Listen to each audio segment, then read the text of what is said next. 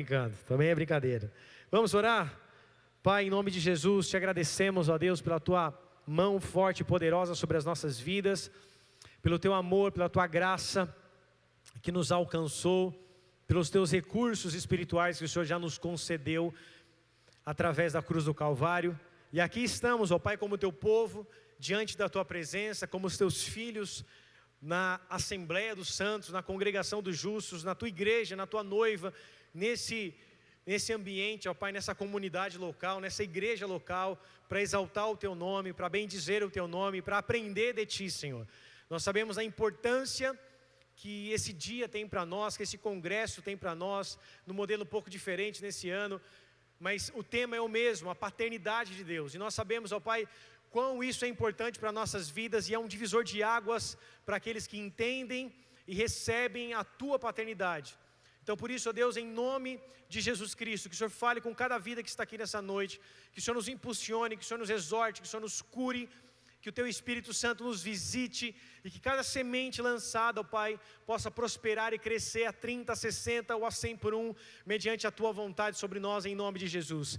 Usa a minha vida, Senhor, como o Teu Filho aqui nessa noite, mas também como pastor dessa igreja, como voz profética, Senhor, como Pai, ó Deus, aqui neste lugar, que em nome de Cristo Jesus, como Pai de filhos espirituais aqui neste lugar, usa a minha vida pela Tua graça, pelo Teu infinito amor, que tudo aquilo que o Senhor já colocou em meu coração, que eu passei para o papel, que eu passei aqui para esse tablet, ó Pai, que todo esse esboço dessa mensagem, o Teu Espírito, ó Deus, nos conduza, me conduza conforme a Tua vontade, Senhor, em nome de Cristo Jesus, e que o Senhor fale aquilo que o Senhor deseja falar, que o Senhor ministre aquilo que o Senhor deseja ministrar, porque o Senhor tem liberdade sobre esse ambiente, sobre essa casa e sobre as nossas vidas, ó Pai. Em nome de Jesus, nós te damos toda a honra, toda a glória e toda a adoração, em nome de Jesus, amém. Você pode aplaudir o Senhor bem forte? Graças a Deus. Amados, para quem não sabe o contexto desse congresso ou desse dia da paternidade, tudo isso surgiu alguns anos atrás, em 2015, foi o nosso primeiro congresso de paternidade, logo após eu ter perdido a minha mãe, que sofreu uma cirurgia de embolia, sofreu uma cirurgia de retirada da vesícula e sofreu uma embolia pulmonar. Eu que cresci como órfão de pai, aos 7 anos de idade eu perdi o meu pai, que tirou sua própria vida. Ele se matou, se enforcando na janela do meu quarto, faltando apenas 4 dias para o meu aniversário de 8 anos. Cresci sem pai, cresci sem alguém para ser aquele super-herói, aquele cuidador, aquele provedor dentro de casa. E por ser filho único, me apeguei, obviamente, a quem eu tinha, que era minha mãe. Então crescemos juntos, minha mãe não casou, não teve outro relacionamento após o meu pai. Ela realmente viveu para me criar, viveu realmente para cuidar de mim. Nascemos numa origem muito humilde, num bairro muito simples aqui da cidade de Jacareí. Sou nascido e criado aqui em Jacareí. E passamos muitas dificuldades, como é o contexto de muitas pessoas, não só aqui em Jacareí, mas no Brasil inteiro. E crescemos, minha mãe empregada doméstica, tinha somente até a 3ª série, estudou até a 3ª série. Vivemos ali momentos difíceis na nossa história, então todo o meu apego, todo o meu amor, tudo aquilo que eu tinha de referência, estava sobre a vida da minha mãe, estava sobre a vida dela. E quando ela falece, quando Deus a recolhe, porque ela era uma crente no Senhor, uma mulher de Deus, uma mulher de oração, quando Deus a recolhe, naquele tempo foi realmente como se o chão tivesse caído para mim. Eu não tinha pai, cresci sem pai, sem uma referência paterna. E naquele tempo ainda não era pai, eu já era casado.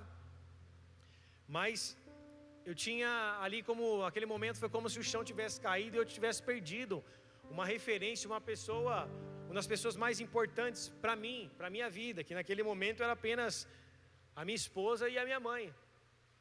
E naquele tempo, amados, de dor, de tristeza, de luto, né, que durou alguns meses, eu orava muito a Deus e pedia para que Deus viesse suprir o buraco que estava no meu coração, a cratera que estava ali no meu coração, eu falava: Deus, venha suprir isso, porque se o Senhor tirou minha mãe de mim, eu oro e peço que o Senhor venha suprir essa carência, esse buraco que está dentro de mim. E eu clamava a Deus em momentos de adoração, em momentos de choro realmente, de derramar ali na presença de Deus. O Senhor ia me curando devagarinho. Louvores, palavras. Naquele tempo, em 2015, não era tão falado esse tema paternidade como é hoje. Não se falava tanto disso. Se você for procurar as mensagens sobre paternidade, você vai ver mensagens mais atuais, não mensagens mais antigas. E a música do meu casamento foi uma música do Rodolfo Abrantes que dizia que das minhas feridas saia poder para curar.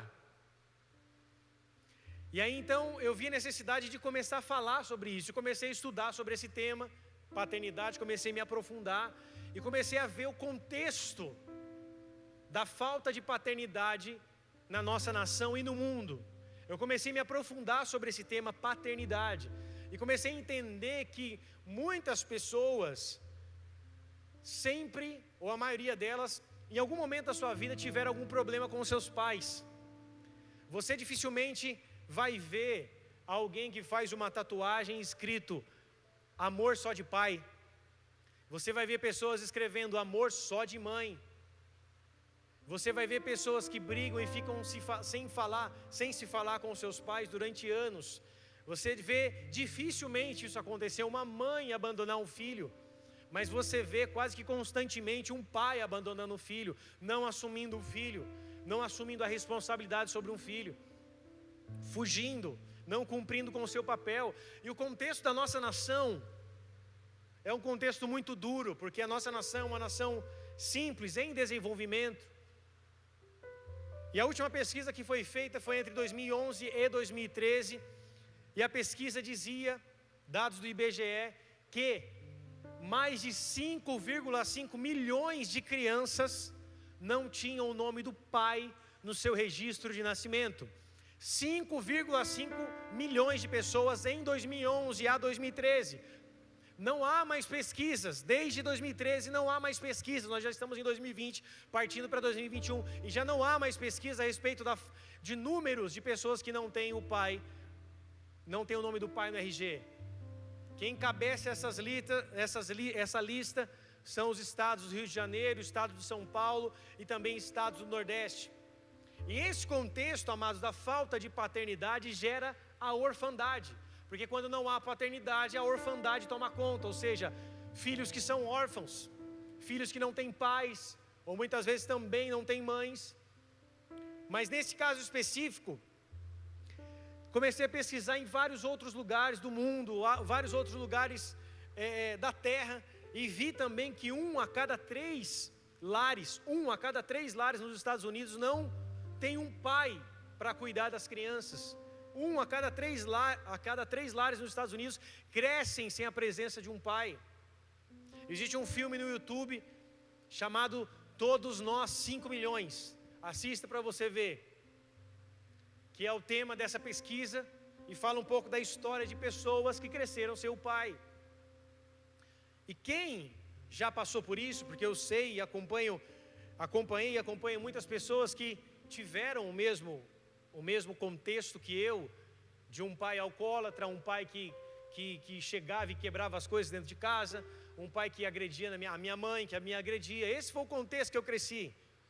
Quando eu tinha na faixa de 5 ou 6 anos de idade, meu pai pegou uma peixeira desse tamanho, um facão, e colocou eu e minha mãe dentro de um quarto, colocou um móvel na nossa frente, e ficava falando que ia nos matar, e ficava arranhando as paredes, falando: hoje já era, vocês acabaram, vocês vão morrer hoje. E a minha mãe na minha frente, me segurando. E isso é uma memória muito viva dentro de mim ainda. Isso é uma memória muito viva na minha memória, uma memória muito viva na minha vida, porque nós só não guardamos memórias boas, mas também memórias ruins, infelizmente, ainda muitas vezes pairam ao nosso redor. Quem está comigo diz amém. E esse contexto que eu vivi, de álcool, de destruição, não é um contexto apenas meu. A minha esposa cresceu da mesma forma, com o contexto de um pai que sofria com álcool, um pai que quando ela tinha 15 anos de idade, saiu de casa, abandonando seus filhos, um pai também que era agressivo ao ponto de atirar na minha sogra, acertando uma panela de pressão, uma arma de fogo. Esse foi o contexto que nós crescemos, e esse é o contexto que muitas pessoas aqui que estão me acompanhando pela internet, ou pessoas do Brasil inteiro talvez tenham crescido nesse ambiente, num ambiente de destruição, num ambiente onde não há amor, onde não há comunhão, onde não há alegria, onde não há paz. Muitas vezes você queria só ter paz na sua casa, e muitas vezes não teve esse acesso a essa paz por causa do contexto que você vivia. Quando meu pai chegava alcoolizado dos bares da vida, a minha mãe falava assim: põe um sorriso no rosto, porque se ele chegasse em casa e visse a gente com a cara meio triste, era quebra-pau, era briga na certa, era querer quebrar tudo. E era difícil esse contexto, que muitos, na grande verdade, passaram ou ainda passam por isso. E o que tem a ver tudo isso, pastor? O que tem a ver esse contexto natural? O que isso influencia o contexto espiritual? Totalmente. Porque quando nós não conseguimos ter um bom relacionamento com os nossos pais naturais, isso afeta o nosso relacionamento com Deus como Pai. Porque muitas pessoas não conseguem olhar para uma figura paterna com amor. Muitas pessoas não conseguem olhar para uma figura paterna com boas lembranças. Muitas pessoas não têm boas lembranças. Muitas pessoas não conhecem os seus pais. Muitas foram abandonadas pelos seus pais na infância. Muitas nem conhecem os seus pais. Muitos não tiveram o seu DNA registrado, o seu nome registrado, não tiveram ali a sua paternidade registrada. E muitos cresceram sem pais. Outros tiveram acesso ao pai depois de adultos ou na adolescência e já não quiseram mais se relacionar, porque é uma grande tristeza, uma grande dor quando ouve-se essa palavra pai. E quando nós muitas vezes nos achegamos até a Deus e ouvimos que a palavra nos dá acesso a Deus, a chamá-lo de pai, a termos uma intimidade com Ele como pai, muitas pessoas param e se sentem bloqueadas, porque automaticamente a memória que ela tem de pai é aquela memória ruim que ela teve de um pai que ela não conheceu, de um pai que um dia abandonou, ou de um pai que nunca deixou ela sentar no seu colo. Ele não deixou a criança sentar um pai que nunca deixou o seu filho sentar no seu colo. Quantas pessoas, num contexto do passado, nunca ouviram do seu pai: eu te amo? Quantos não receberam um cafuné do pai, um abraço do pai? E por isso se apegaram totalmente à mãe, e tiveram a mãe ali, como muitos dizem, como uma rainha, e não olharam para seu pai, porque no passado, principalmente, no contexto, o pai era aquele sinal de provedor, aquele cara que quando ligava ao Jornal Nacional, ninguém podia passar na frente da televisão, aquele que todo mundo tinha que se curvar pedindo a bênção, ninguém podia desrespeitar, a coxa de frango maior era do pai. Tudo bem, isso é tudo honra, muitos aqui já passaram por isso e viveram por isso, mas em alguns momentos era autoritarismo, onde você não tinha liberdade para falar com o seu pai de um problema, era só porrada, era só pancada, era só agressão. E muitos cresceram nesse contexto, não de um pai que corrige em amor, não de um pai que exorta, mas de um pai que agride, que bate, que fala palavras de baixo calão, que machucam mais do que um tapa no rosto. E muitas pessoas vêm para a igreja sem ter, muitas vezes, um bom relacionamento com o pai. Eu já vi pessoas que, o caso, já não falavam com o pai muitos anos, outros que nem queriam ver o pai pintado de ouro, e entram para dentro de um contexto e começam a ouvir sobre Deus como um pai, e isso causa um constrangimento, causa uma barreira, porque não conseguem se relacionar de uma forma real com Deus como pai, porque tem um certo tipo de trauma dentro de cada um deles. E é por isso, amados, que quando eu entendo o contexto de paternidade espiritual, do contexto da paternidade de Deus sobre a minha vida, tudo muda. É como se um novo tempo, como se os céus se abrissem sobre a minha vida. Porque o contexto da minha história, da minha vida, eu só estou dando um panorama, não entrei na palavra ainda, mas O contexto da minha vida, por exemplo, quando eu me vejo como pai, marido e pai de 2 filhos, eu não tive um exemplo de pai. Eu não tive quem me ensinasse a trocar fralda, ou quem me ensinasse a cuidar dos meus filhos. Mas eu vejo que o próprio poder de Deus, que é pai, por eu estar debaixo dessa paternidade, me capacita desde as coisas mais difíceis às coisas mais simples.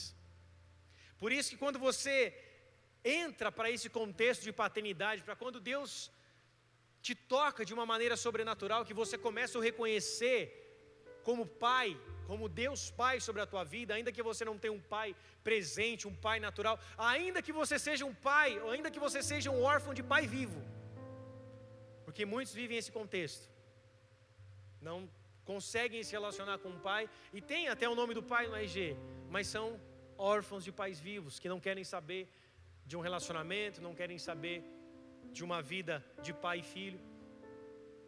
Então, quando a paternidade de Deus foi revelada sobre a minha vida, logo depois de um trauma, de uma dor, de um mundo que desabou sobre as minhas costas, eu comecei a entender essa paternidade de Deus e vi a necessidade de falar sobre isso, de ministrar sobre isso, que da minha dor, que da minha ferida pudesse sair cura, pudesse vidas se aproximarem de Deus como Pai, da mesma forma que Deus se revelou a mim, a partir do momento que eu busquei que esse buraco fosse preenchido. E aí então, o Congresso de Paternidade surgiu em 2015 e nós já estamos em 2020, então esse é o 5º ano do Congresso de Paternidade, bem no mês de novembro, onde nós celebramos 8 anos da Igreja Bola de Neve Jacareí, amém ou não? Então temos 8 anos de igreja e 5 anos, somos a igreja bebê ainda, temos 8 anos aqui na cidade de Jacareí, 20 anos como Ministério Bola de Neve, e 5 anos desse Congresso de Paternidade, devido à pandemia, um modelo diferente, chamado Dia da Paternidade, que é o Fatherhood Day. Então nesse contexto, que eu acabei de dizer, surgiu o nosso congresso, surgiu a necessidade de se falar sobre paternidade, de se falar de paternidade, de se estudar sobre paternidade, de pregar sobre paternidade. E hoje eu quero trazer uma palavra sobre as nossas vidas, uma palavra madura, uma palavra para que se levante realmente uma geração de filhos como Davi. A palavra Davi, ou o nome Davi, melhor dizendo, significa amado no hebraico, ou amado de Deus. Davi foi um homem que quebrou todo o ciclo de escassez, de tristeza e de derrota sobre a sua vida e sobre a sua geração.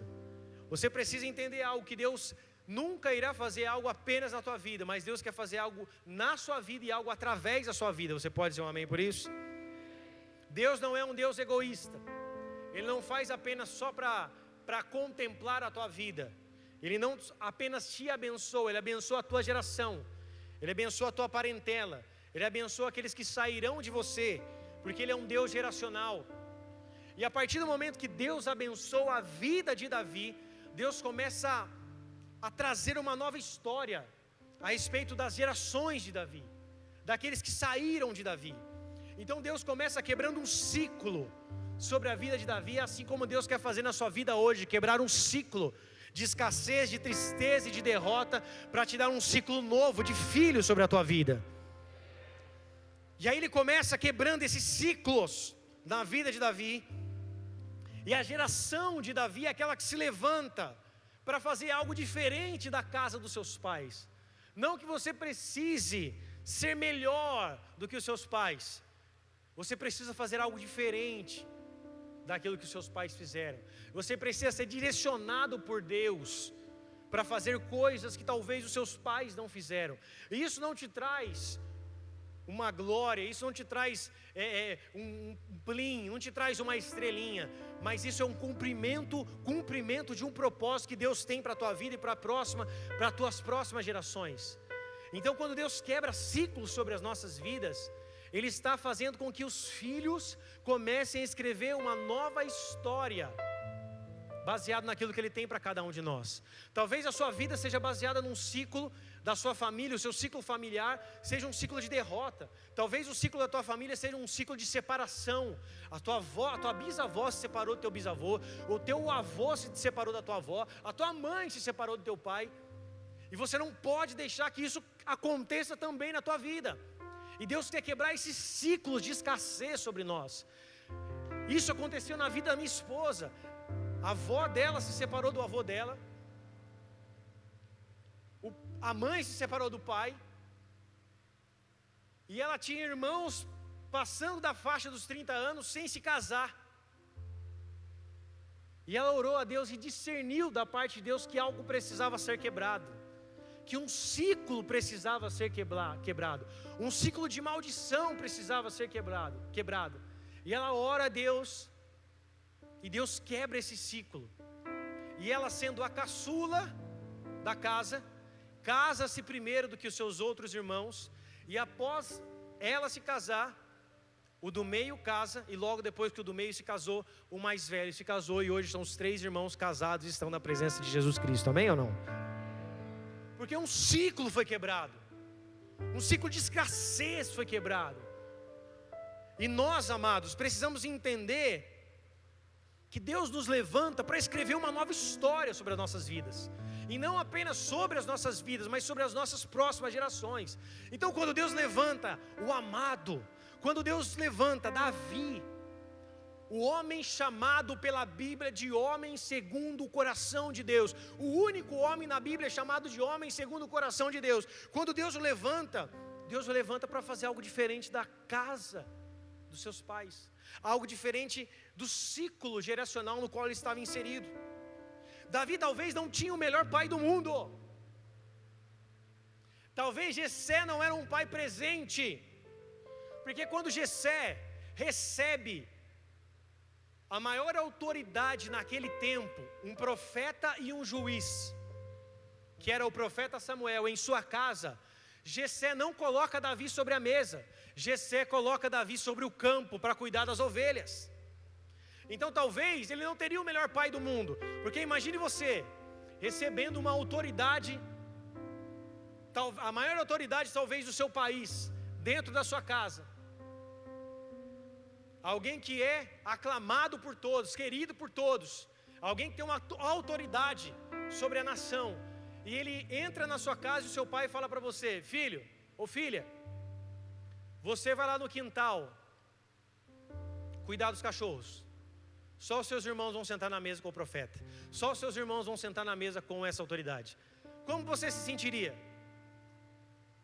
Como você se sentiria se o seu pai dissesse para você: vai comprar pão, enquanto seus irmãos estão sentados na mesa com a maior autoridade de Deus naquele tempo? Davi, ele poderia ter sido aquele cara que tivesse deixado que o espírito de rejeição tomasse o teu coração. Aquele cara que poderia ter deixado que esse espírito contra o pai dele, aquela revolta, aquele espírito de revolta contra o seu pai, fosse algo latente no seu coração. Puxa, por que meu pai faz isso comigo? Por que ele não me deixou sentar à mesa? Por que ele me mandou cuidar das ovelhas? Sendo que o Samuel, o profeta de Israel, está aqui na minha casa, e nem na mesa eu posso me assentar. E a Bíblia diz que Samuel foi fazer uma visita especial ali da parte de Deus para ungir o novo rei de Israel. E os 7 irmãos de Davi estavam na mesa, e Davi estava no campo cuidando das ovelhas. Então Davi talvez não tinha um pai tão presente ou tão legal assim. Talvez Davi não tinha o melhor pai do mundo, mas Davi foi um homem que no campo ele aprendeu quem era o seu pai. No campo e no cuidado que ele tinha com as ovelhas, ele aprendeu quem era o seu pai, aquele que cuidava dele. Por isso que Davi, o maior escritor no contexto do livro de Salmos, ele sempre disse e sempre falou a respeito da paternidade de Deus sobre a vida, sobre a tua vida. Porque talvez Davi não vivia num contexto familiar ou paterno tão bom, mas ele reconheceu no campo quem era o seu pai. E ele diz no Salmo 23, verso 1, do 1 ao 3, Nós vamos passar por vários textos bíblicos. Salmos 23, do 1 ao 3, ele fala: o Senhor é o meu pastor, nada me faltará. Ele me faz repousar em pastos verdejantes, leva-me para junto das águas de descanso, refrigera minha alma e guia-me pelas veredas da justiça, por amor do seu nome. Davi está dizendo aqui que ele não tinha apenas um pai, mas ele tinha um pastor, alguém que cuidava da sua vida, alguém que não permitia que nada te faltasse, alguém que o levava para os pastos a fim de ser alimentado, e alguém que o levava para as águas de descanso para refrigerar a sua alma. Davi sabia que era cuidado por um Deus que era Pai. No Salmo 68, versos 5 e 6, ele fala assim: Pai de órfãos e juiz de viúvas é Deus no seu lugar santo.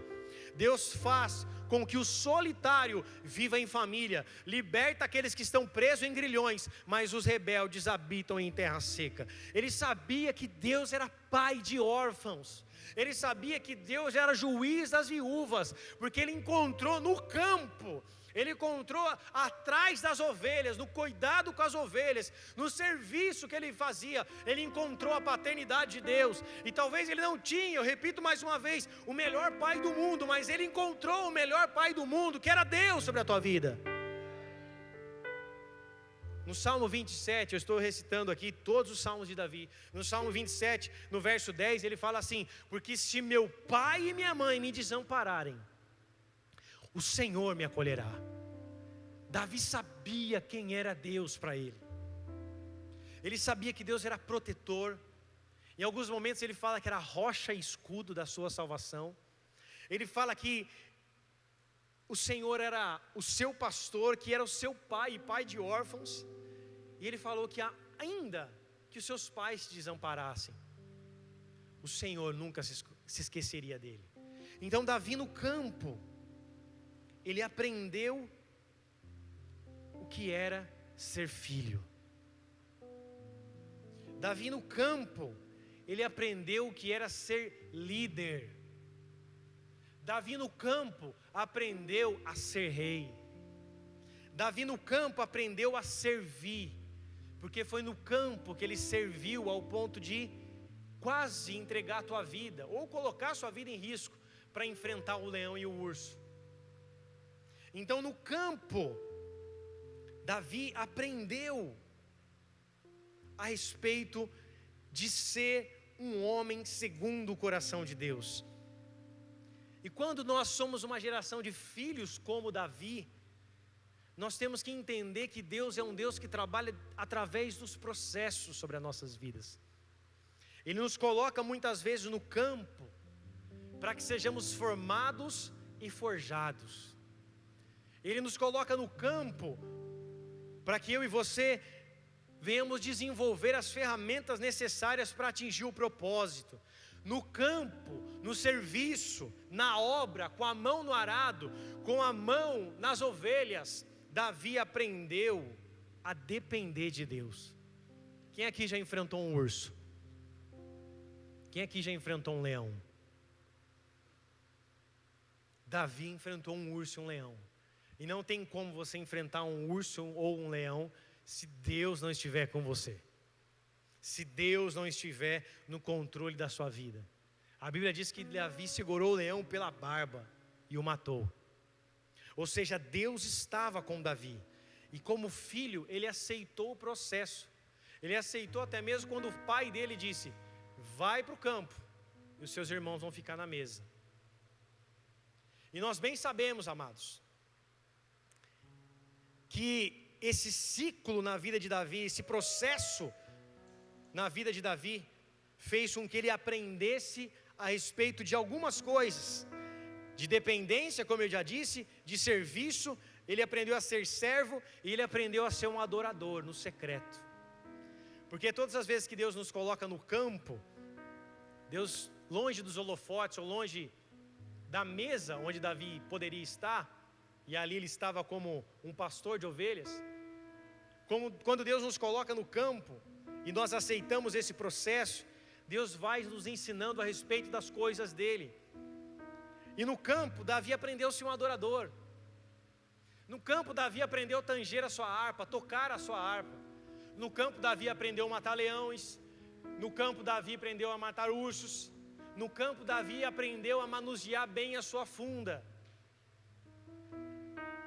E Deus, no momento que ele estava nesse contexto de campo, nesse contexto de cuidado das ovelhas, Deus deu ferramentas para ele.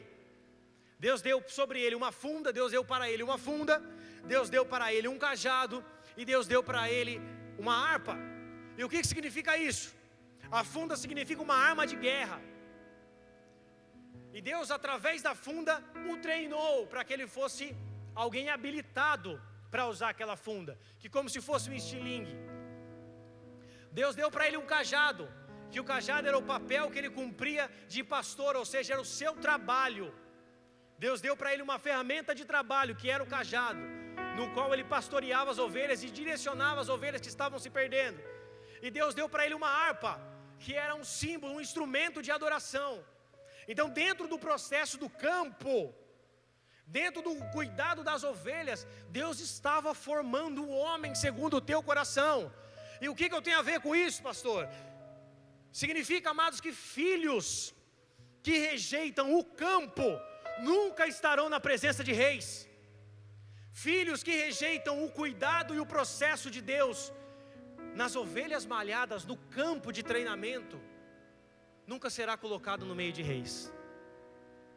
Existem pessoas que querem ser influentes, que querem estar onde os reis estão, mas se recusam a passar pelo processo do campo, se recusam a tosar as ovelhas, se recusam a cuidar das ovelhas, ungir os seus ouvidos, se recusam a pastorear, fazendo um serviço que muitos não queriam fazer. Davi se submeteu à autoridade do seu pai. O pai disse: fica no campo. Ele ficou. E no campo é um lugar onde Deus nos treina. O campo é o lugar secreto onde Deus nos coloca para nos treinar, para formar o nosso caráter. No secreto nós revelamos quem nós somos. A palavra caráter significa, um dos seus significados é aquilo que eu faço quando não tem ninguém vendo. O que você faz quando não tem ninguém vendo? O que eu faço quando não tem ninguém me vendo? Isso é o meu caráter. Davi desenvolveu o caráter de adoração no campo e no secreto. Davi desenvolveu o caráter de pastor no campo e também ali atrás das ovelhas. E no campo, Davi desenvolveu a sua vida como um guerreiro, como aquele que estaria com armas de peleja, com armas de guerra em todo o tempo da sua vida. Então olha para a pessoa que está do seu lado e fala para ela assim: Deus é um Deus de processos. E se você recusa o processo, você para no meio do caminho. Quando eu recuso o processo de Deus sobre a minha vida e lugares onde Deus me coloca, ou situações que eu tenho que passar, se eu recuso e me revolto, eu nunca vou conseguir viver a plenitude daquilo que Deus tem. Esse congresso talvez não aconteceria se eu tivesse me revoltado com Deus no momento que minha mãe morreu. Se eu não quisesse mais saber de nada, se eu falasse: Deus, o Senhor me deixou, o Senhor não ouviu minha oração, porque minha mãe estava no leito do hospital e eu orei para que Deus a curasse, e Deus não a curou, ela morreu. E se eu tivesse me revoltado com Deus e não aceitado o processo, as coisas que eu vivo hoje talvez não estariam acontecendo. E quando você aceita os processos de Deus sobre a tua vida, Ele vê em você alguém que está preparado para aquilo que Ele tem para te dar. Só que os processos de Deus, e muitas vezes na nossa história, não são prazerosos, não tem gosto de Nutella ou de Yakult, mas são difíceis, dolorosos. Muitas vezes os processos você tem vontade de desistir, de parar no meio do caminho.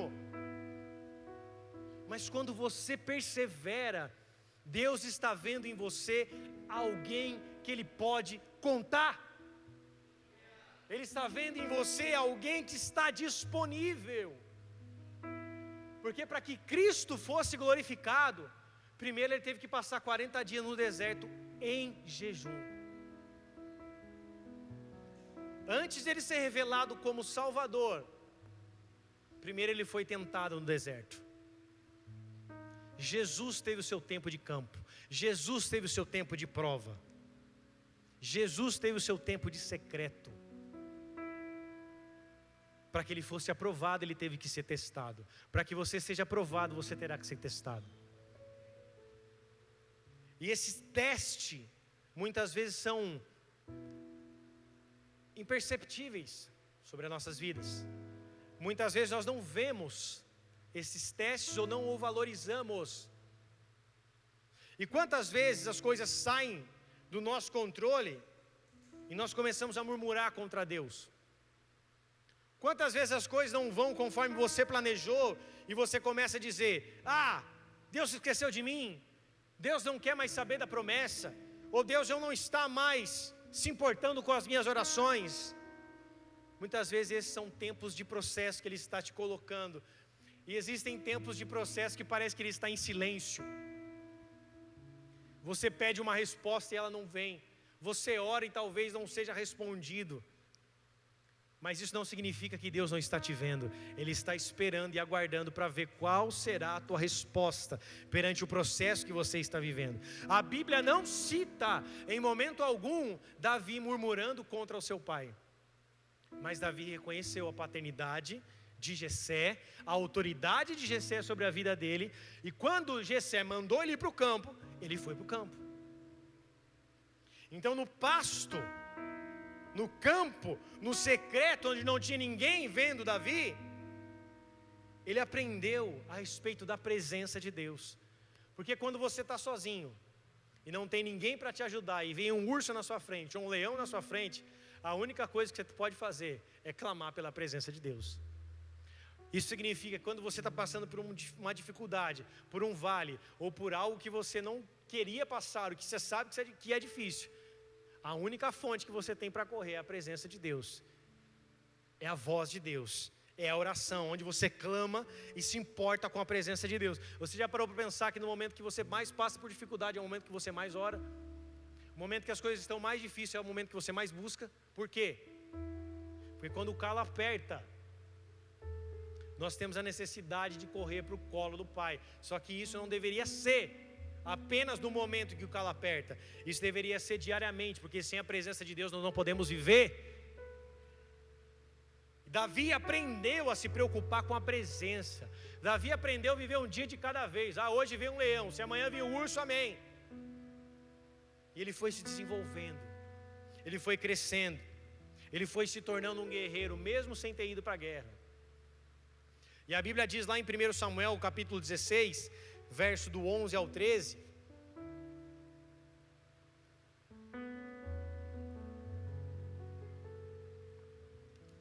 a Bíblia diz assim: perguntou Samuel a Jessé: acabaram-se os teus filhos?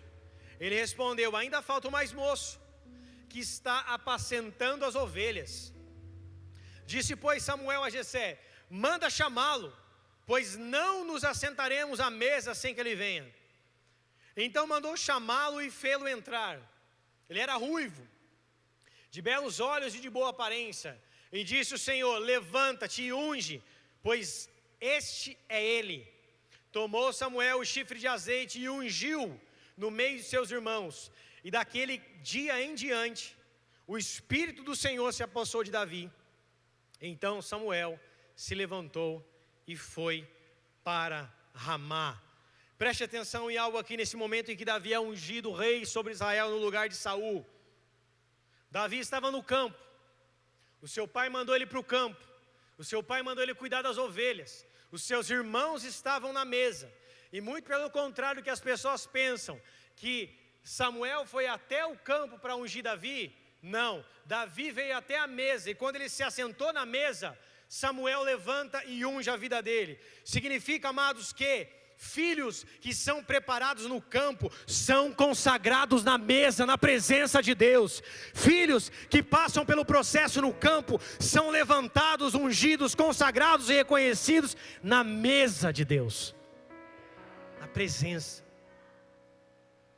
Deus não mandou Jessé ou Samuel ir lá no campo para consagrar ele. Deus falou, traz ele na mesa. Porque na mesa da comunhão é o que Deus faz as coisas. Na mesa ele foi ungido, ou seja, na presença, na comunhão. No momento que ele senta, Samuel se levanta. A Bíblia fala, na hora que ele entrou, Deus falou para Samuel, levanta-te e unge, pois é este. Já tinha passado 7 filhos, e Deus falava, não é esse, não é esse, não é esse. No momento que Samuel achava que era, Deus falava para Samuel, você vê o exterior, eu vejo o coração. E no momento que chega Davi, um pequenino, um jovem, na média de 15 a 17 anos, ruivo, de boa aparência, entra para dentro da casa e se assenta à mesa, Deus fala, é esse. Deus pode e quer te preparar no campo, Deus pode e quer te preparar no secreto, mas Ele vai te levantar na mesa dEle. Por isso, amados, Davi sabia de onde Deus havia o tirado, porque lá no campo ele aprendeu quem Deus era, ele aprendeu sobre a paternidade de Deus, ele aprendeu que Deus era com ele, ele aprendeu que mesmo se ele estivesse no campo, Deus não havia se esquecido dele, e Deus o traz para a mesa, e Deus o consagra na mesa, no momento da comunhão.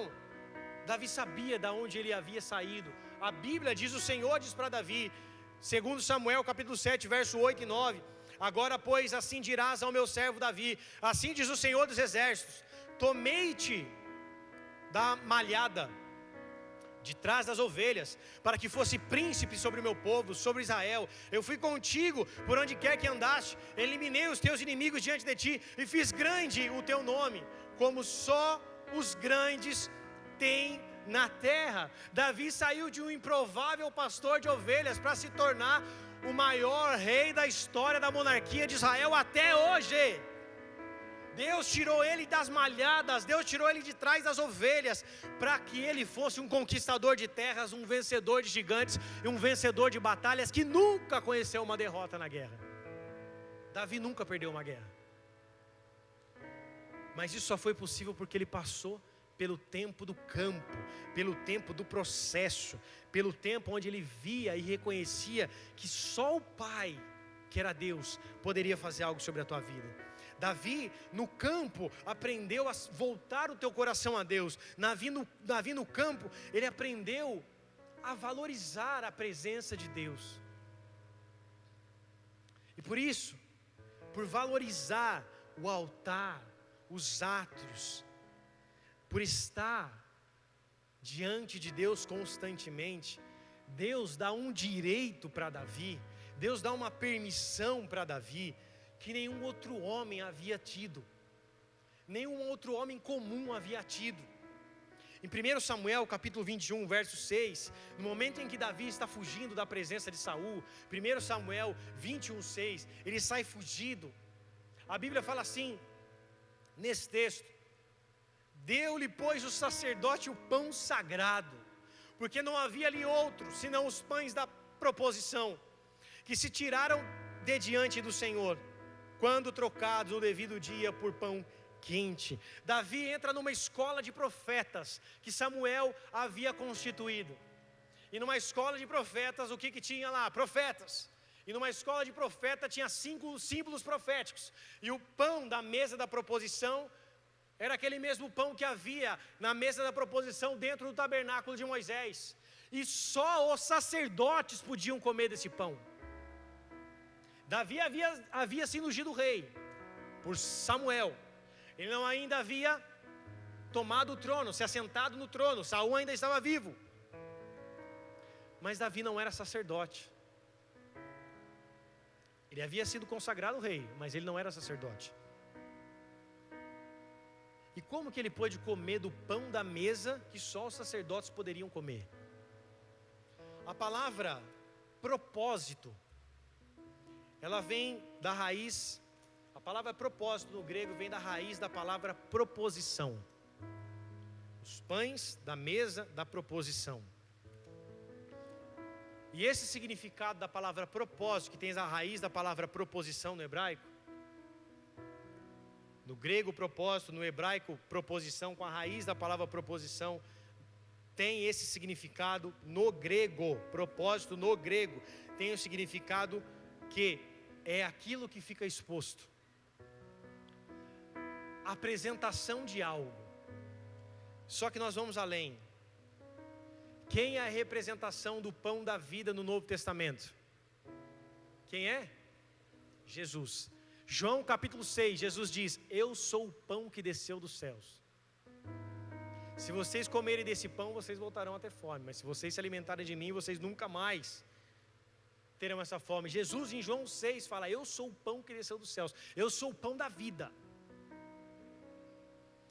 Quando Davi se alimenta do pão das mesas da proposição, Davi estava se alimentando do propósito. Ele estava fugindo, ele estava como fugitivo, mas estava não apenas se alimentando de um pão sagrado, mas ele estava se alimentando de um propósito. Vocês estão comigo aí? Amém ou não? E quando ele se alimenta de um propósito de Deus para a vida dele, que a palavra propósito é algo que tem que ficar exposto, é algo que tem que ser apresentado ou ficar exposto, ficar à vista de todos. Quando ele se alimenta do pão do propósito, quando ele se alimenta do pão que simboliza Jesus Cristo, pão da vida, ele estava se alimentando para que Cristo fosse exposto sobre a tua vida. Porque se Jesus é o pão da vida e o pão da mesa da proposição significa o propósito, Deus estava restaurando o propósito na vida de Davi para que ele representasse, para que ele expôsse quem era o Senhor da tua vida e quem ele era e quem ele representaria, que era uma figura de Jesus Cristo no Antigo Testamento. E da raiz de Davi, da descendência de Davi, nasce o Messias. Ele não estava se alimentando apenas de um pão, ele estava se alimentando de um propósito. E o propósito para a vida de cada um dos filhos de Deus é que Cristo seja revelado através de nós. Ele se alimenta do pão do propósito, ele se alimenta do propósito que é Cristo, o pão da vida. E dentro dessa escola de profetas, ele foi embora fugido, sem nenhuma arma. Ele pega a espada de Golias. Ele pergunta para o profeta: você tem alguma arma aí? E o profeta disse assim: só tem a espada que você matou Golias, está envolvida num pano, se você quiser só tem essa. Davi vai e pega a espada de Golias, que ele havia matado e cortado a cabeça do gigante filisteu com aquela mesma espada. É como se o Pai, que é Deus, estivesse lembrando Davi, dizendo: eu te chamei para um propósito. E mesmo que você esteja fugindo da presença de Saul, o meu propósito é que você continue destruindo gigantes. Toma aqui a espada que você matou primeiro. É como se Deus estivesse falando para Davi: se alimente do propósito, se fortaleça e avance. Toma aqui a espada para você continuar a tua chamada. Hoje Deus quer que você se alimente do pão da vida. Hoje Deus quer que você se alimente de Jesus Cristo, para que você continue caminhando para a sua chamada. Deus quer que você pegue novamente a tua espada e continue avançando. E a Bíblia diz que a palavra de Deus é como espada. Deus quer que você, como filho, se alimente de Jesus Cristo. Tome a sua espada, que é a palavra de Deus, e continue avançando. Davi, quando come do pão da mesa, ele se torna um sacerdote, porque só o sacerdote podia comer. E a Bíblia nos diz que nós somos sacerdotes do Deus Altíssimo.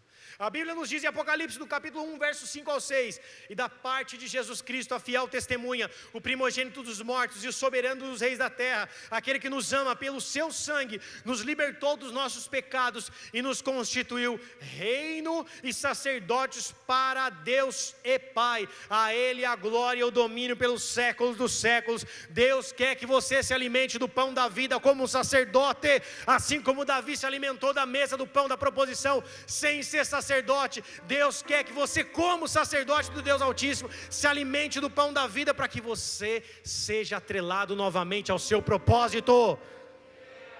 A palavra sacerdote vem do grego com a raiz chamada hiereus. A palavra hiereus no grego significa alguém que oferece sacrifícios e alguém que cuida das coisas concernentes a Deus. Sacerdote é quem cuida das coisas de Deus. Sacerdote é aquele que cuida das coisas concernentes a Deus. Sacerdote são aqueles que foram lavados e remidos pelo sangue de Jesus Cristo e são conduzidos a uma comunhão com Deus através de Cristo Jesus. A geração dos filhos se preocupam com aquilo que Deus quer fazer sobre eles, e a geração dos filhos sempre estarão conectados a um propósito, sempre estarão se preocupando com a presença e com as próximas armas que Deus irá te dar. Davi derrubou Golias com uma funda. Ele não matou Golias com uma funda, ele matou Golias com uma espada, não com uma funda. Só que em nenhum outro momento na história de Davi você vai ver Davi indo para a guerra com uma funda. O único momento em que ele usou a funda foi para derrubar Golias. Isso significa que a arma de ontem não serve para hoje. A arma que destruiu Golias, que derrubou Golias, não foi a mesma arma que ele levou quando ele foi para o campo de batalha. Davi não levava a funda para ficar dando pedrada e estilingada no povo dos exércitos inimigos. Davi levava a espada. Quando ele foi sair ali da casa dos profetas, ele não perguntou para o profeta: cadê a funda que eu derrubei Golias? Ele perguntou: você tem arma? Você tem espada?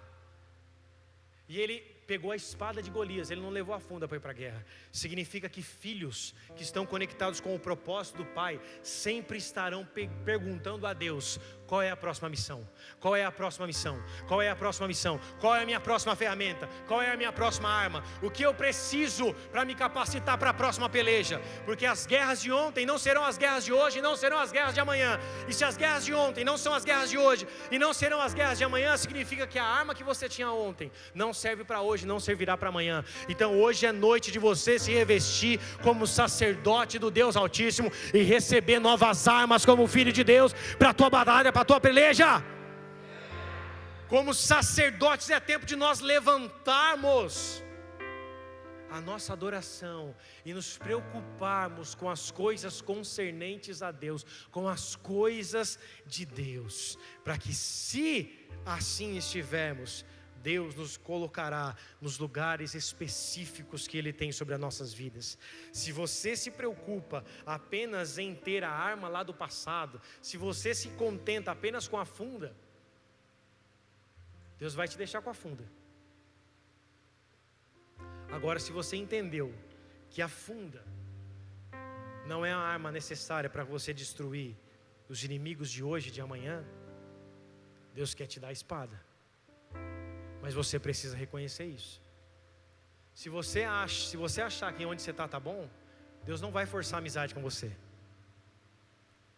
Cheguei aqui, nesse nível está bom, não quero mais crescer, não quero mais evoluir, não quero mais fluir em Deus. Para mim aqui esse nível está bom. Deus vai te deixar nesse nível. Ele é pai, Ele respeita o limite dos filhos. Mas se você quiser mais, o mesmo pai que respeita os seus limites é o mesmo pai que te impulsiona. Porque o desejo do pai sempre é que os filhos vão além. O desejo do pai é que os filhos sempre voem. Por isso que Jesus disse que os meus fariam maiores coisas do que eu fiz. Jesus realmente queria que nós fizéssemos coisas maiores do que Ele, porque esse é o desejo do pai para o filho. Se você é pai, você sabe o que eu estou dizendo. Se você é mãe, você sabe o que eu estou dizendo. Você quer sempre mais para os seus filhos.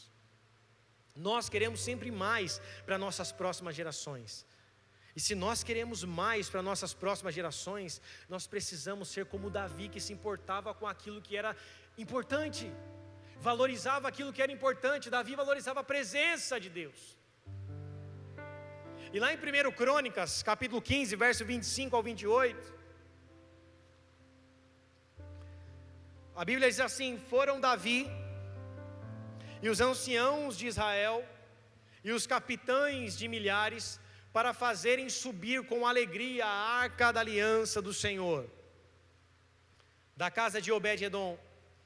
Tendo Deus ajudado os levitas que levavam a arca da aliança do Senhor, ofereceram em sacrifício 7 novilhos e 7 carneiros. Davi ia vestido de um manto de linho fino, como também todos os levitas que levavam a arca.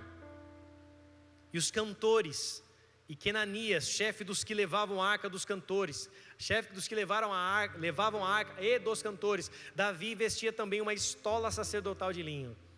Assim como Israel fez subir com júbilo a arca da aliança do Senhor, ao som de clarins, trombetas, de símbolo, fazendo ressoar os alaúdes e as harpas. Saul não se importou com a arca da aliança. A arca da aliança era o símbolo da presença de Deus no Antigo Testamento. Vocês estão entendendo? Amém ou não? Ele não se importou com a arca. A arca ficou fora de Jerusalém por mais de 20 anos. E Saul não estava nem aí com isso. Davi, a partir do momento que ele começa a sua chamada como rei, ele se importava com as coisas de Deus. Porque Davi, mesmo sem ser um sacerdote da origem ali de Arão, ele tinha um coração de sacerdote, que era um coração daquele que faz as coisas para Deus. E se você prestou atenção no texto, Davi estava vestido as mesmas roupas que os sacerdotes estavam vestindo. Davi estava com uma estola sacerdotal e ele estava também com um manto de linho fino, que era a mesma roupa que os sacerdotes estavam usando no momento que estava levando a Arca da Aliança. A Arca da Aliança teve a primeira tentativa frustrada, quando eles tiram da casa de Obed-Edom, por volta de 14 a 16 quilômetros até chegar em Jerusalém. Da casa de Obed-Edom até Jerusalém, a primeira vez eles tentaram levar a Arca da Aliança dentro de um carro de bois. E o que aconteceu com aquilo? O carro virou, alguém foi tentar colocar a mão na Arca da Aliança e morreu imediatamente naquele lugar. Houve tristeza, houve luto, mas Davi foi e não desistiu. Mesmo que havia tido uma morte, na tentativa que ele teve de trazer a arca, ele buscou fazer da maneira certa, ele buscou na palavra de Deus como a arca deveria ser transportada. E aí então ele chama os sacerdotes para que levassem a arca nos ombros e não no carro, porque a presença de Deus tem que ser levada por pessoas e não por coisas. Quem leva a presença de Deus é você.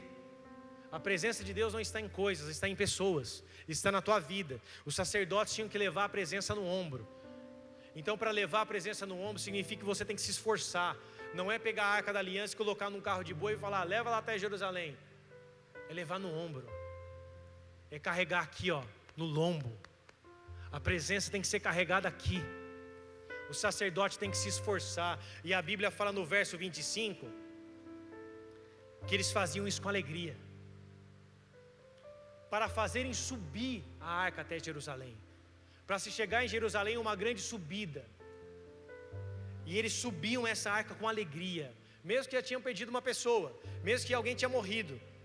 A Bíblia fala que Deus, tendo Deus ajudado os levitas que levavam a arca da aliança do Senhor, Deus estava ajudando os levitas a levarem a sua presença. Deus estava ajudando os sacerdotes a levarem a sua presença. Se você é sacerdote do Deus Altíssimo, Deus vai te ajudar a você levar a presença nos seus ombros.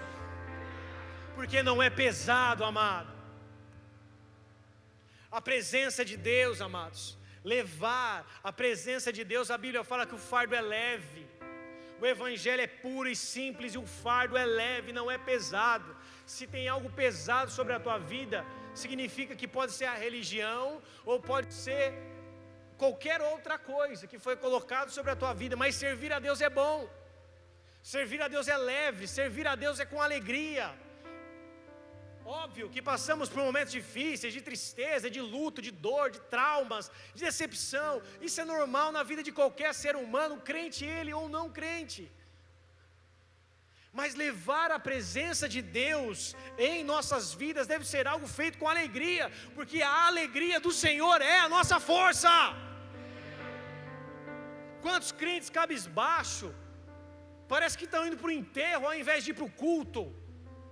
Quantos crentes que não se alegram com aquilo que Deus faz, porque Deus está nas coisas grandes, mas Deus também está nas coisas pequenas, que talvez você não valorize ou que não apareça.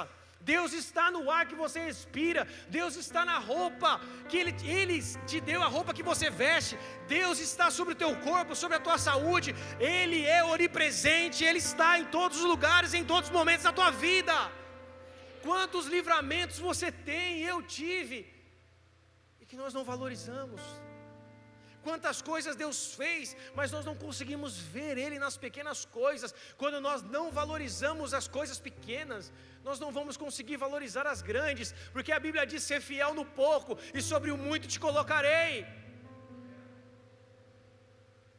Quantas pessoas que só murmuram quando algo não acontece, mas não conseguem ver a mão de Deus nos pequenos detalhes. A prosperidade não está nos recursos que você tem, na roupa que você veste, na tua conta bancária, na comida que você come, no seu tênis de marca ou da marca do seu celular. A prosperidade não está nisso. A prosperidade está naquele que reconhece que Jesus deu e te dá todas as coisas necessárias sobre a tua vida. Existem pessoas mais felizes, existem pessoas muito mais felizes comendo um pão com manteiga do que outros que estão comendo caviar. Porque a prosperidade não tem a ver com recursos ou com dinheiro ou com bonança. Prosperidade tem a ver com que você reconhece, você reconhecendo aquilo que Deus está fazendo e fez sobre a tua vida. Você é próspero quando você reconhece o sacrifício de Jesus. Você é próximo quando você reconhece aquilo que Ele está fazendo sobre a tua vida. Quando você se alegra com até mesmo o pouco que Ele está fazendo. Davi se importava com as coisas de Deus. E ele, vestido de sacerdote, com uma veste de linho fino, com uma estola sacerdotal, com uma roupa de um sacerdote, ele estava se alegrando com todo Israel, no momento em que a arca estava subindo em Jerusalém.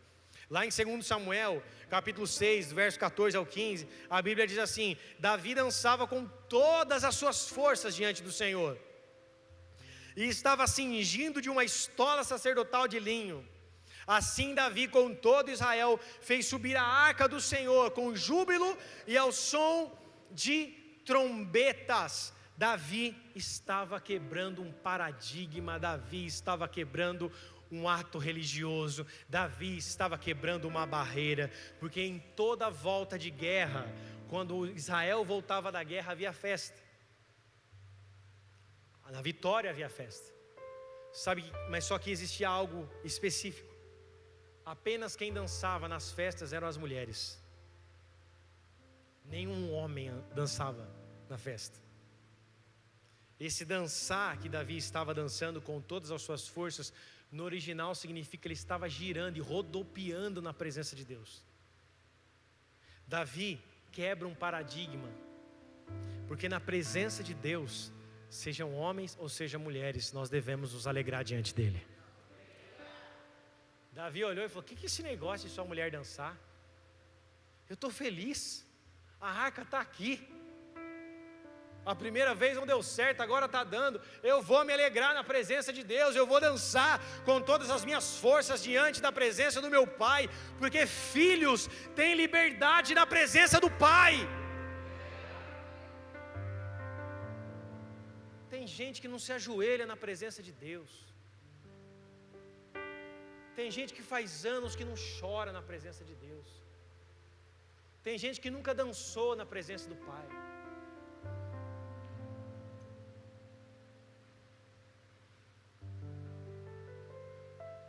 Significa que em muitos momentos a religião tem colocado sobre você o que você pode ou não fazer, o que você deve ou não fazer. Só que filhos não se importam com o que os outros vão dizer dele. Filhos não se importam com o que as pessoas irão pensar dele. Filhos só se importam em agradar o coração do seu pai. Por isso que Davi dançava com todas as suas forças. E quando ele entra dentro da sua casa, a sua esposa Mical olha para ele e fala assim: que vergonha, Davi, que vergonha você dançando no meio daquele povo, mostrando as suas partes íntimas, porque lembra que ele estava com uma estola sacerdotal, ou seja, como se fosse uma bata de batismo por cima e mais nada, porque quando o sacerdote vestia a estola sacerdotal, ele tinha que estar nu. é uma bata de batismo sem roupa íntima por baixo. E ele dançava com todas as suas forças. Ele pulava, girava. Significa que talvez, assim como Mical assim o diz, que as pessoas estavam vendo até as partes íntimas dele. Mas ele não estava nem aí para ninguém, porque ele estava na presença do Pai dele. Ele estava na presença da arca, ele estava na presença de Deus. Se apareceu o bumbum dele, ele não estava nem aí. Se apareceu o peru dele, ele não estava nem aí. Ele estava só se alegrando na presença do Pai.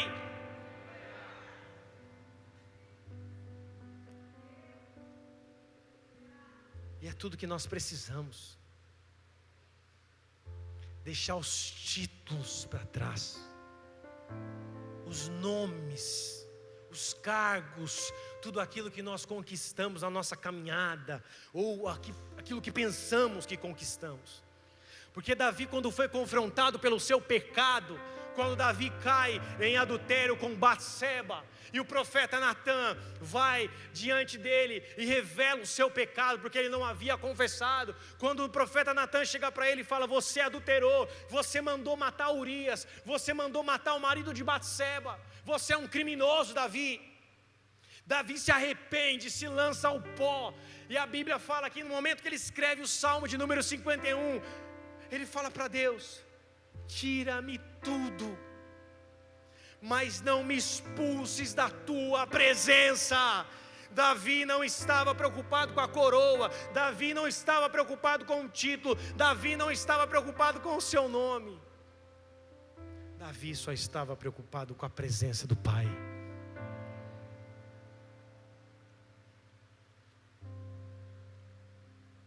Ele diz para Deus: Senhor,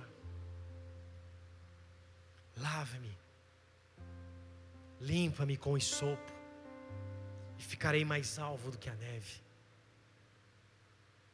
Cria em mim um puro coração, e renova dentro de mim um espírito inabalável.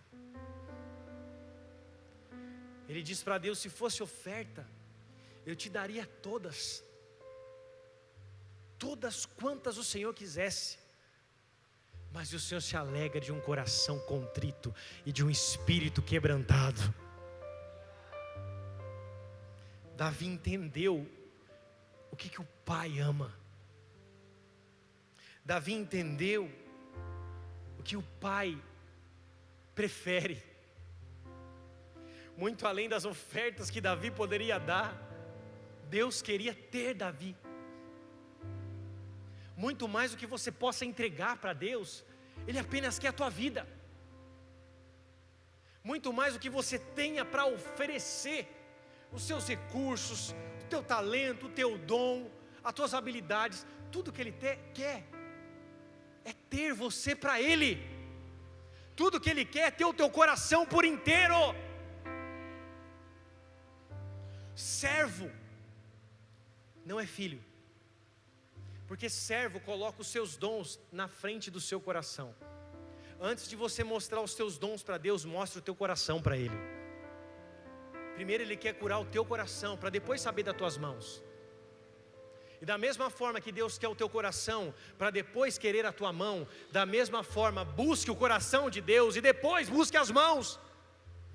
Existem pessoas buscando as mãos: Deus me abençoa, Deus me dá, campanha das 7 portas, das 24 portas, Deus me dá, me abençoa, prosperidade, riqueza, eu quero, me dá.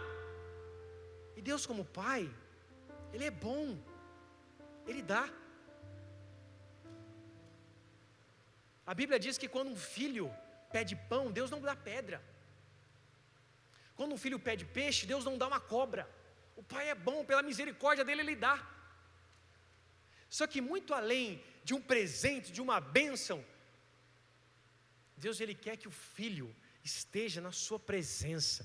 Deus quer que o filho queira ficar junto com Ele, em sua presença. Na sexta-feira, a pastora saiu para fazer unha. Na sexta não, foi no sábado, ela saiu para fazer unha. E aí eu estava em casa, ali deitado na sala, no tapete.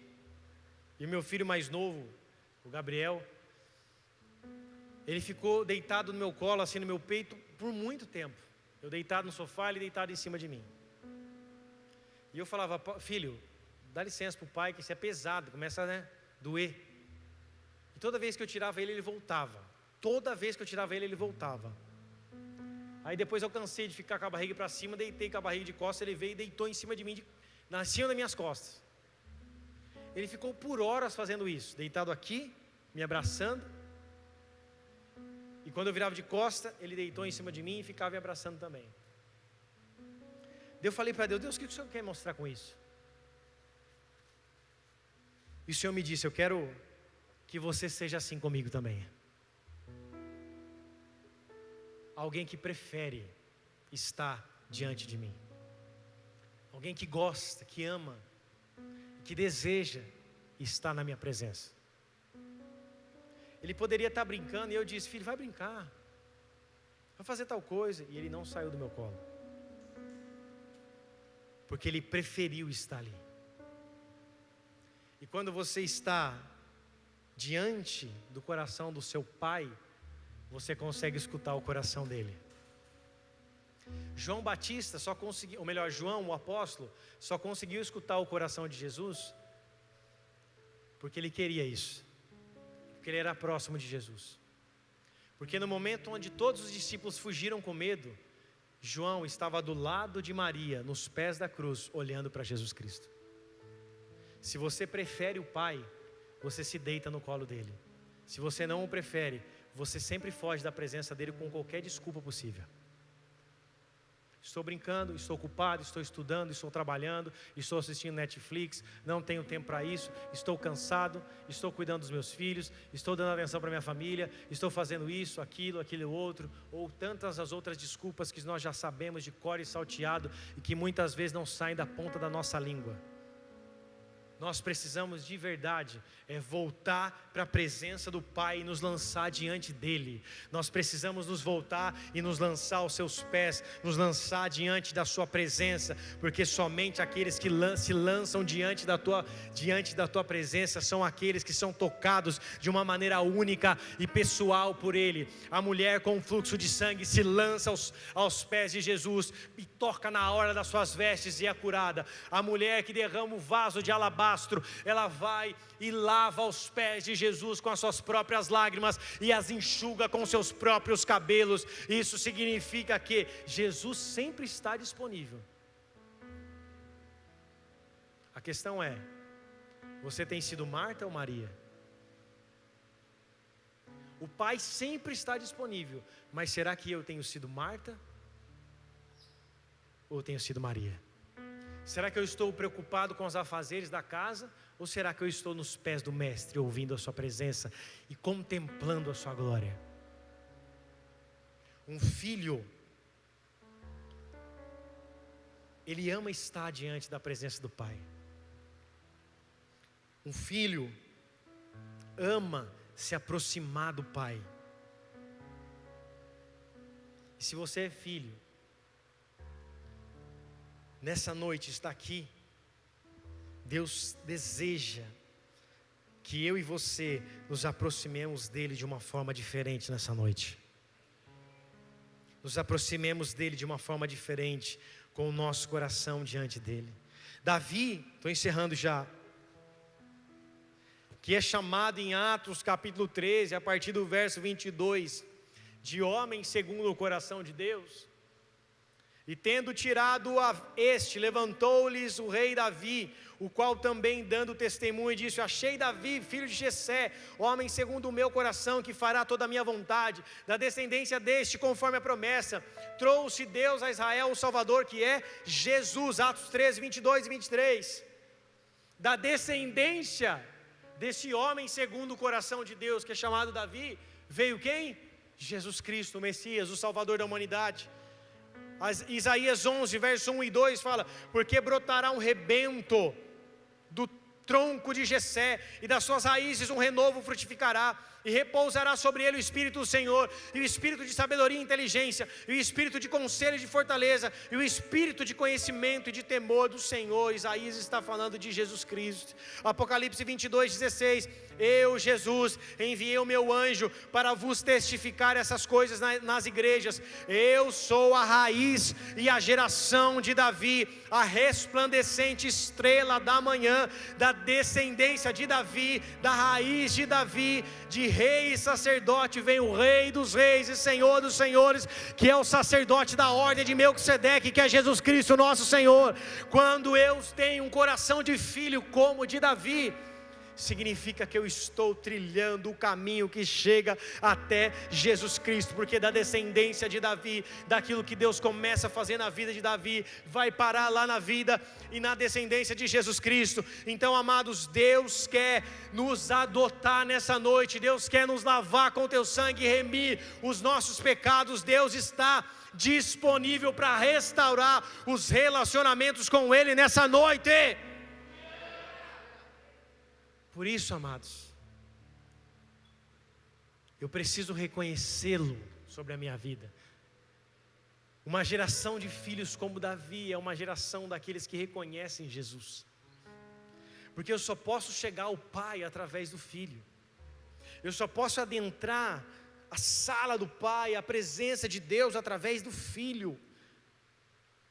Então, se eu ainda não entrei através dessa porta e desse caminho que é Jesus Cristo, hoje, nessa noite, eu preciso reconhecer e entrar por esse caminho que é Jesus, sendo o caminho, a verdade e a vida.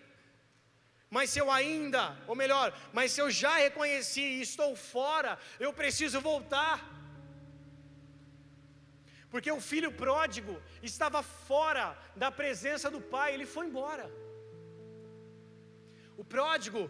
O filho pródigo, a história diz que ele deixa a casa do seu pai e vai viver a sua vida dissolutamente. Ele vai viver conforme a sua vontade, segundo o seu prazer. E quando ele cai em si, ele fala: não tenho mais nada. Eu preciso voltar para a casa do meu pai e preciso apenas ser servo, porque meu pai tem pão para dar para os seus servos, ele vai ter pão para dar para mim também.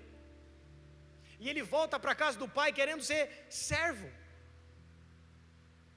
E quando ele chega na presença do pai, pensando que ia ser apenas um pai, confessando ali todos os seus erros e pecados, o pai o abraça, coloca uma veste limpa sobre ele, coloca uma sandália nos seus pés, coloca um anel no seu dedo, manda matar um bezerro cevado para fazer uma festa, um churrasco, porque aquele filho que estava perdido voltou. O caso do pródigo é aqueles que saíram da presença de Deus e precisam voltar. Mas existem os casos também daqueles que são os filhos mais velhos, que não saíram da casa do pai, mas que estão completamente distantes do coração do pai. São aqueles que têm se comportado como servos na presença do pai, e não como filhos. O filho mais velho não foi embora da casa do pai, mas ele diz para o pai: eu tenho te servido há tantos anos, e você nunca deu um bezerro para eu fazer uma festa com meus amigos. E para esse aí, ele nem chama de irmão, ele fala: para esse aí, o Senhor fez uma festa. E o pai fala para o filho: filho, tudo que eu tenho é teu. Talvez nessa noite você esteja como um filho mais velho, se achando um servo, está na igreja, está na casa do pai, mas está longe da presença, longe do amor do pai, longe do coração do pai. Talvez você esteja hoje na casa do pai, mas o seu pensamento é só sobre servir, só sobre serviço, e não sobre se derramar diante dele. A geração de filhos como Davi, que é o tema dessa palavra, é aqueles que se importam com a presença e valorizam a presença. E aqueles que valorizam a presença, entram para a presença de Deus o chamando de pai. Deus te chama de filho, Deus te chama de filha, mas você precisa aprender a chamar ele de pai. Deus quer restaurar o DNA de filhos nessa noite. Identidade de filhos, Deus quer restaurar nessa noite. Deus nos chama de filhos de propósito. Filhos de uma geração como de Davi, que quebram ciclos, estações e escrevem novas histórias.